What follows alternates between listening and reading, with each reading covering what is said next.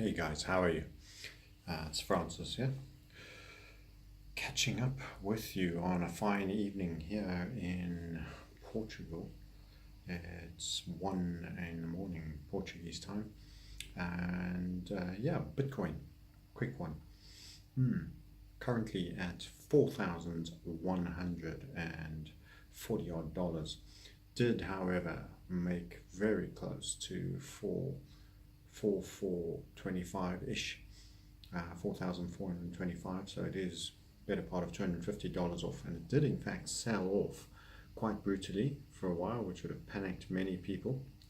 Thankfully, in terms of my views, I'm slightly more position orientated, so I wasn't too terrified, but because I wasn't observing. It's one of the safest ways to um, hold on to your position is to have a portfolio element into this. We don't use leverage very often, and certainly not on the big coins and the big amounts. So you have proper positional holding. So it did sell off to 3,760, but it has rallied from 3,762 odd back up to 4,149. So we're going to see it's made its major macro target that we had at the 3,950s. We had a little bit of a wind-up setup that had a possible target up at 4,500, which has failed. So it ran into some proper traffic, and the dollar got a bid, and a whole bunch of things gone on. This is the value as coming to crypto as an FX trader. We still have half an eye on the other part of the world.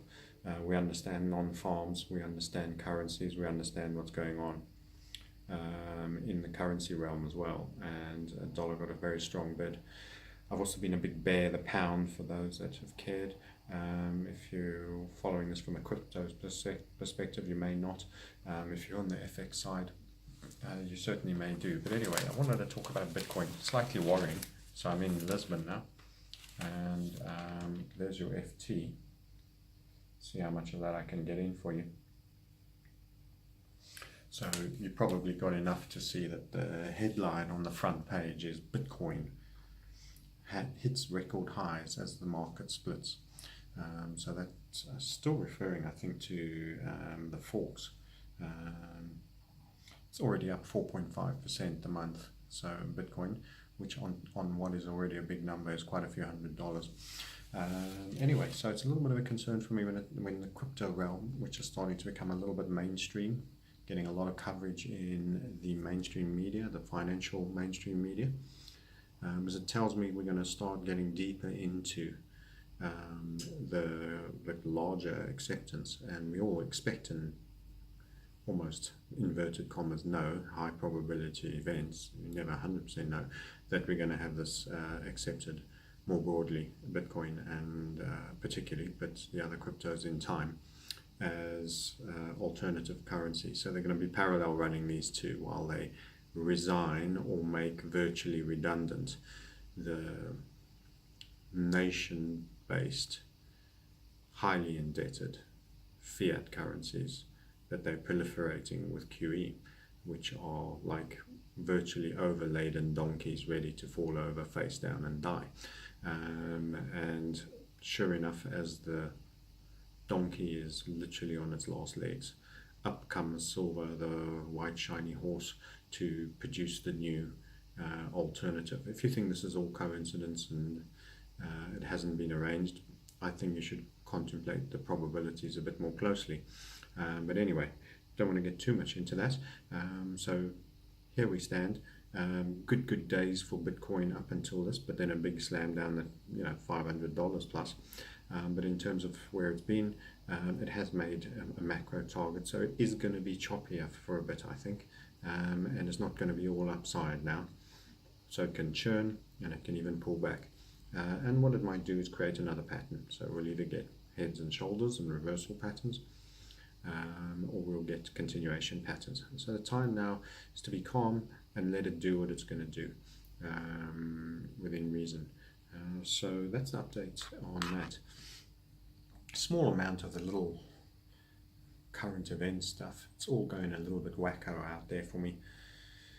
I'm afraid to say I'm living to my reputation as some sort of a trouble reaper, having visited Turkey pre the coup, having visited Moscow pre-major Russian-based sanction events and Ukraine pre the overthrow and the Maidan events, and a variety of collapses as well. So I went a few times.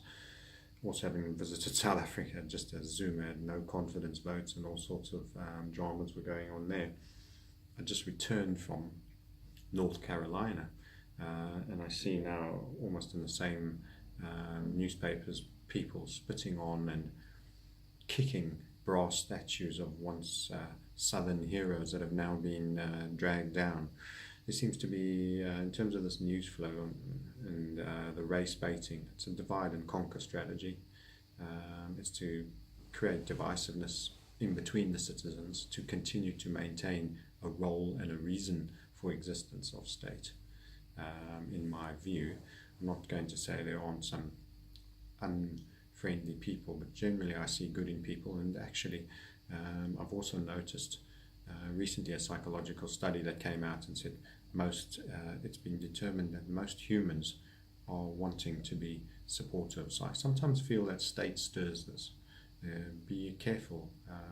Some things are not always exactly what they seem. That's not a political statement meant to be overtly political, but it will have overtones. And I certainly don't have particular intel on the specific events. I'm not commenting on it. But it just seems to be suddenly a bit out the blue. And then, of course, Trump being a bit vague on his position on all of that causes, repulsion towards the government. It's this whole puppet show, and it brings to the fore groups like Black Lives Matter and other divisive race-based issues. So my advice to anyone who's following on that is don't get oversunk into this news media and this major Twitter feed clutter. Be good to all people. Think in terms of humanity, and be wary of control structures in government and how they seek to divide you and justify their own existence and the things that have to be in place for them. But crazy times, and I also think it's going to be in this Alice in Wonderland weirdness, and supposedly North Korea about to nuke Guam and people dusting off their nuclear fallout centers, and this sort of trying to create a summer of discontent here with the US incidents, especially when I go there, going straight after there to make nonsense. Please stop doing that. People are not going to want me to visit their country. Luckily enough, I have great times when I'm there all the time. So personally, it's been awesome, but I'm sorry to hear that those events have occurred. But anyway, long ramble. This is just I think, a lot of distraction and fluff. Focus on what you've got to do. The Great Reset is coming, and these events just highlight a lot of stage management, in my view, and a lot of stimulated angst. And one of these days, there's going to be a roll-on event that's going to knock on a little further, and these can be distractions against a major financial reset in some form. We've got very, very high equity markets in the US, all-time high margin lendings. We have massive subprime. The car makers should be preparing. Wow, the car makers should be preparing for a bitter season coming their way with the amount of subprime lending, particularly in the US and the American car makers. I'd be ready to go short a lot of those that rely on truck sales, particularly, versus other things. So there's going to be we're coming up. I can't say when, but we're coming up for another crisis. And these other events they tend to get a little bit elevated prior to a sort of major blow-off. Here we go now, sort of boom, you kind of get a couple of tremors and then you get the real earthquake. So just be careful out there. A slight feeling of dis-ease, but also remember some of these things are designed to create fear and angst. Don't feel in fear. Just go about your business. Be efficient. Be good at your business. Hoard your cash. Hoard your precious metals. Build your crypto portfolio. Work hard. Make sure you bring in your invoices fast so that you don't have people that can go bad on you in a big way. Big creditors, pay them slow. Manage your cash flow real well. Don't take the future for granted if you've been having a reasonable season. Keep hoarding as if you're on borrowed time before the event. that just means you'll be prepared or over prepared. Don't get complacent. Watch spending a little bit, and just boost that top line, keep costs under control. That's just my take. Possibly you might find it a bit random, this clip, but I'm drifting through a couple of topics, but I don't see them as being non-correlated in some way. Events. I tend not to watch too closely the mainstream media, and it's actually quite a treat to get a Financial Times. I don't tend to buy it because I think there's a bit of misinfo, but it's nice to check in every now and then and see what are they covering and what's been spoken about.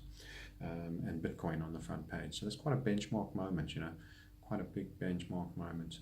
And of course the $4,000 level run, it's not even sounding like a big deal anymore. We've run 1, 2, 3, and now we've run 4.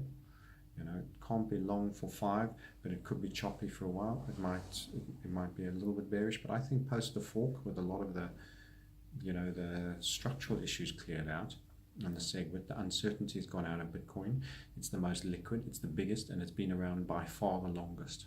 So now as the mainstream money comes in, it's the gateway coin. It is the big daddy, and that's why it's drawing a lot of money in. So be very selective on your alts. There are a few coins that I'm watching on our group. If you're interested in being part of the premium group, you can find out more about that. Got a couple that I like, that when Bitcoin eases a little bit, I think could do exceedingly well. That's assuming they're going to be behaving in a slightly inverse correlated manner. That's it from me, a little bit of a check-in. Hope to get some backdrops of beautiful Lisbon at some point, and updates for you on the market, and keep it relevant.